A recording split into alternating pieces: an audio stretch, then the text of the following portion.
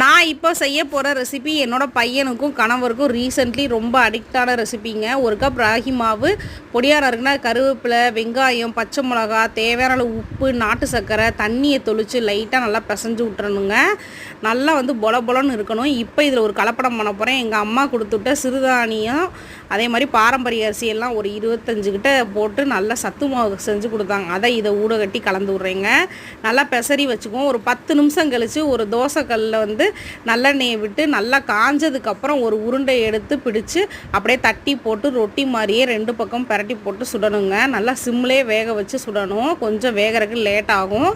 நான் இதை ஈவினிங் தான் மேக்ஸிமம் செஞ்சு தருவேன். ஏன்னா நான் செய்யறதுக்கும் கொஞ்சம் டைம் வேணும். இன்னொன்று என் பையன் நல்லா மென்று சாப்பிட்ணும் அப்படிங்கிறதுக்கோசரம் ஒரு 5 மணிக்கெலாம் இதை செஞ்சு கொடுத்துருவீங்க. அப்படியே ஒரு காஃபியை போட்டு கொடுத்தோம்னா சூப்பரான ஹெல்த்தியான நம்ம மறந்து விட்ட இந்த ஸ்நாக்ஸை உங்கள் குழந்தைங்களுக்கு செஞ்சு கொடுங்க. டேஸ்ட்டு சூப்பராக இருக்கும்.